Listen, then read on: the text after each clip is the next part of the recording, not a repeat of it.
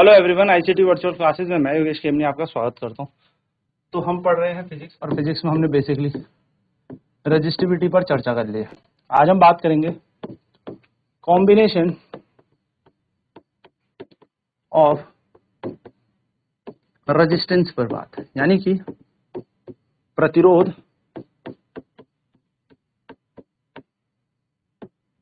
प्रतिरोधकों resistances के संयोजन पर हम आज बात करेंगे, इस पर हम चर्चा करेंगे।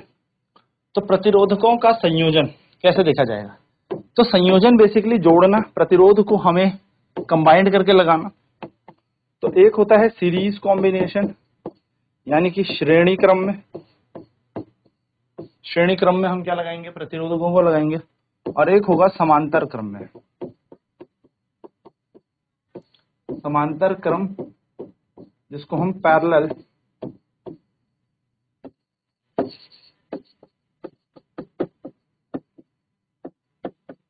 कॉम्बिनेशन कहते हैं।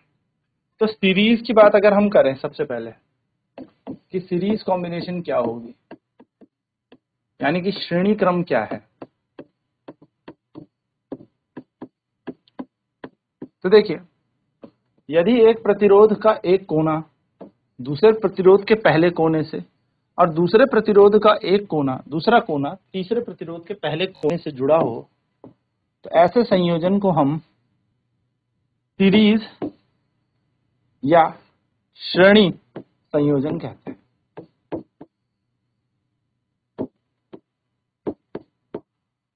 ठीक है, नोट पॉइंट क्या याद रखना है? नोट ये याद रखना है कि सीरीज में करंट समान चलता है, धारा सभी प्रतिरोधकों में समान चलेगी। यानी कि नोट हमें यहां पर ये याद रखना है कि इन सीरीज कॉम्बिनेशन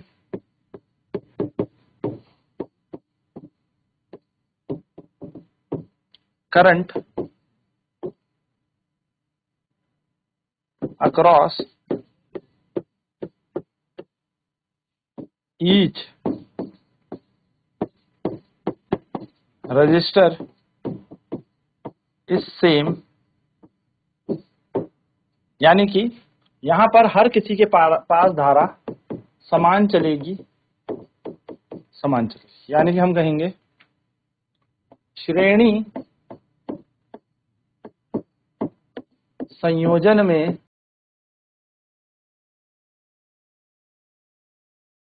प्रत्येक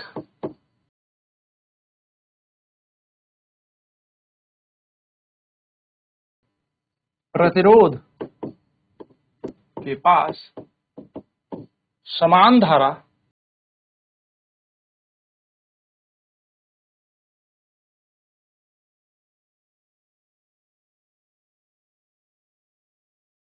चलेगी। दोनों में समान धारा चलती, सभी पे जितने भी होंगे, 2 होंगे 3 होंगे, चलिए तो देखते हैं नेट रेजिस्टेंस कैसे निकालें। अगर 3 प्रतिरोध R1 R2 R3 आपस में लगे हों, तो आप कैसे कुल प्रतिरोध यहां पर निकालेंगे उस पूरे संयोजन का, वो चेक करते हैं। हम कहेंगे late R1 R2 and R3 be the 3 resistors connected in series। माना R1 R2 और R3 तीन प्रतिरोध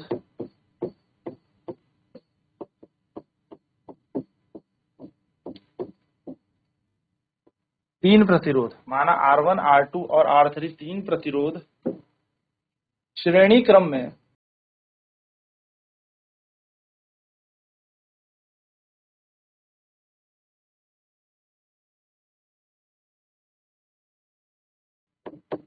जुड़े हैं। Let I be the current across each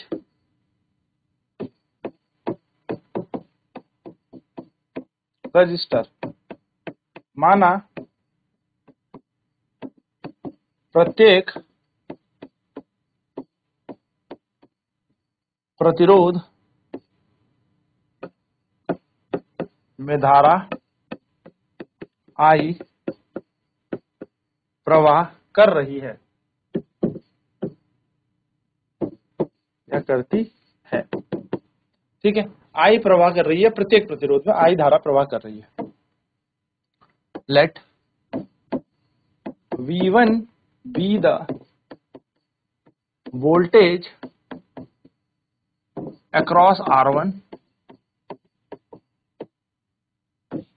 V2 be the voltage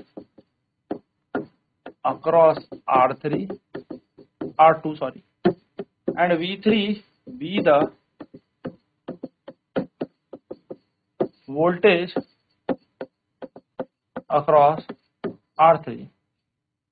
R1, R2, R3 में V1, V2, V3 वोल्टेज चल रहा है। तो माना R1 प्रतिरोध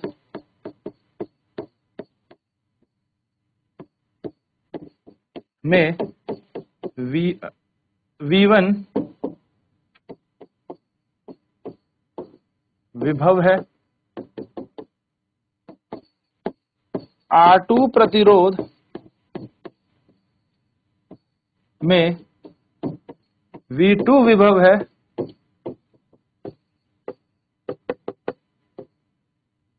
और R3 प्रतिरोध में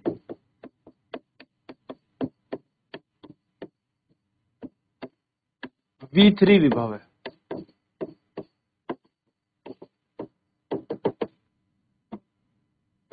तो हम क्या बोलेंगे, V1 बराबर बन जाएगा अकॉर्डिंग टू ओम्स लॉ। अगर हम बात करें अकॉर्डिंग टू ओम्स लॉ, ओम के नियम अनुसार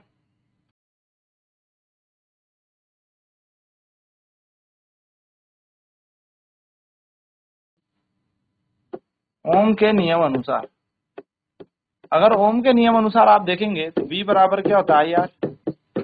तो अगर V1 है तो ये बन जाएगा R1, V2 है तो बन जाएगा IR2, और V3 है तो बन जाएगा IR3। पहला समीकरण, दूसरा समीकरण, तीसरा समीकरण, और यहां पर बन जाएगा, माना V यहां पर नेट वोल्टेज है। क्या है?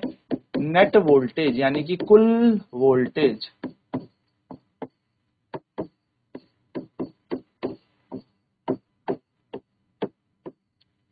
ठीक है, V यहां पर कुल वोल्टेज है, नेट वोल्टेज है। V यहां पर नेट वोल्टेज है, कुल वोल्टेज है। ठीक है, सीधी सीधी सी बात।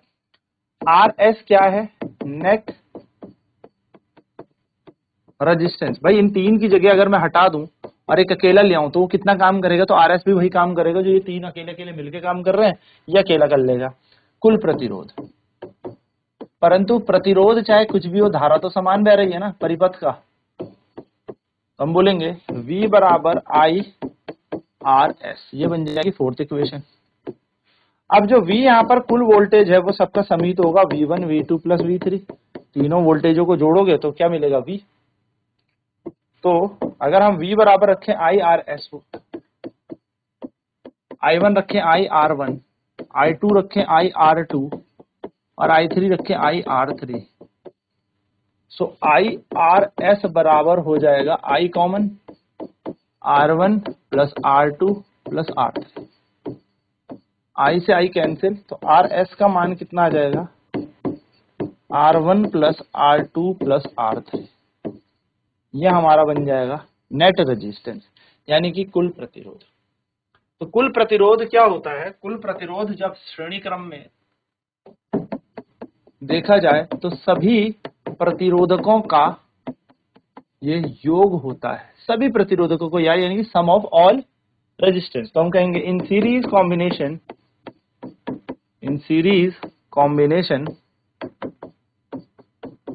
The net resistance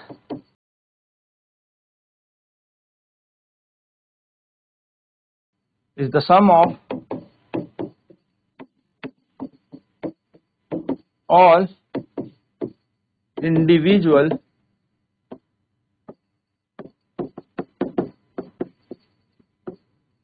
resistance.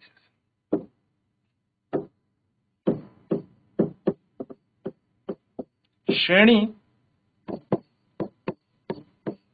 क्रम में, श्रेणी क्रम में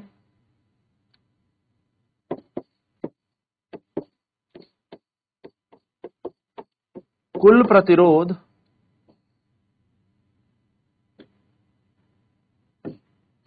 इंडिविजुअल रेजिस्टेंस यानी कि प्रत्येक प्रतिरोध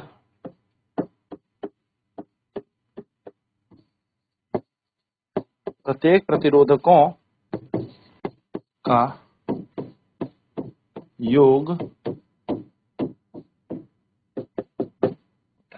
चलिए फटाफट इसे नोट करेंगे, फटाफट।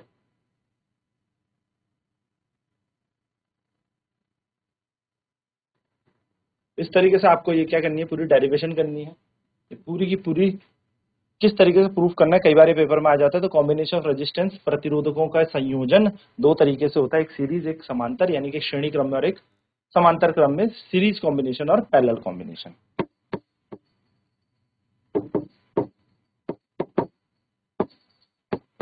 श्रेणी क्रम और समांतर क्रम। चलिए फटाफट नोट करें। तो हमने यहाँ पे क्या करना है, कॉम्बिनेशन लगाना रेजिस्टेंस का। तो माना यहाँ पे R1 R2 R3 तीन प्रतिरोध, आई धारा इनके अंदर प्रवाह कर रही है, V वोल्ट की बैटरी से जुड़े हैं। तो ये बात आपको ध्यान में रखनी है कि सीरीज कॉम्बिनेशन में यानी कि श्रेणी क्रम में हमेशा प्रत्येक प्रतिरोध के पास समान धारा चलती है। क्या चलता है, हर एक के पास सेम करंट चलता है। तो अगर हम यहाँ पे देखें, श्रेणी संयोजन में प्रत्येक प्रतिरोध के पास समान धारा चलेगी। तो let R1 R2 and R3 be the three resistors connected in series. माना R1 R2 R3 तीन प्रतिरोध हैं और ये तीनों के तीनों कैसे लगे हैं, श्रेणी क्रम में जुड़े हैं तीनों के तीनों। ठीक है, तो आई धारा इनके पास जा रही है और जैसा मैंने आपको अभी बताया कि आई धारा जो है तीनों पे समान चलेगी, यानी कि करंट तीनों के पास सेम चलेगा। ठीक है, करंट यहाँ पर सेम चलता है। हर एक प्रतिरोध के पास धारा क्या होगी, आई ही करंट फ्लो कर रहा होगा। तो V1 यहाँ पर वोल्टेज मान लिया R1 पे, क्योंकि धारा समान है पर वोल्टेज तो समान नहीं है, क्योंकि V1 यहाँ पर वोल्टेज है R1 पे, V2 वोल्टेज है R2 पे और V3 वोल्टेज है R3 पे। वही हमने लिखा R1 प्रतिरोध में V1 विभव है, R2 पे R2 पे V2 वोल्टेज है और R3 पे V3 वोल्टेज है। तो ओम्स के नियम अनुसार V बराबर IR, तो V1 बराबर IR1 क्योंकि धारा तो I चल रही है, V2 बराबर IR2, V3 बराबर IR3 यहाँ पर बन जाएगा। एंड देन जब हम इस पे यहाँ पर क्या करेंगे, V बराबर नेट वोल्टेज निकालेंगे, कुल वोल्टेज निकालेंगे, तो RS बराबर नेट रेजिस्टेंस कुल प्रतिरोध आ जाएगा। तो V बराबर बन जाएगा IRS, V बराबर IRS। अब V जो है वो कुल वोल्टेज है, तो V1 plus V2 plus V3 तीनों का सम बन जाएगा यहाँ पर। तो अगर हम यहाँ से V बराबर V1 प्लस V2 V3 को देखें, तो V की जगह आएगा IRS, V1 की जगह आएगा IR1, V2 की जगह IR2 और V3 की जगह IR3। इसमें से I को हम कॉमन ले लेंगे तो बन जाएगा RS बराबर R1 plus R2 plus R3। ये हमारा कुल प्रतिरोध बन गया, नेट रेजिस्टेंस बन गया। अब अगर हम यहाँ पर देखें तो RS बराबर R1 प्लस R2 R3, यानी कि इन सीरीज कॉम्बिनेशन जो नेट रेजिस्टेंस है वो सम होता है ऑफ ऑल इंडिविजुअल रेजिस्टेंस, यानी कि श्रेणी क्रम में कुल प्रतिरोध प्रत्येक प्रतिरोधकों का योग होता है ना। सबको जोड़ दो, सीधे सीधे आपका आंसर आ जाएगा। चलिए फटाफट इसे नोट कर लेते हैं, फाइनल आंसर।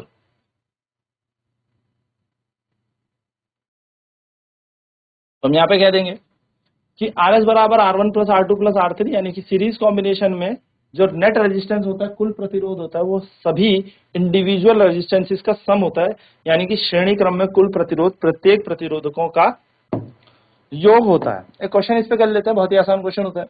क्वेश्चन है, find the net resistance, find the net resistance, कुल प्रतिरोध निकालें। ये एक सर्किट दे दिया 2 ओम 3 ओम, सर्किट भी पूरा नहीं दिया, इस तरीके से दिया, ए और बी के बीच निकालना है।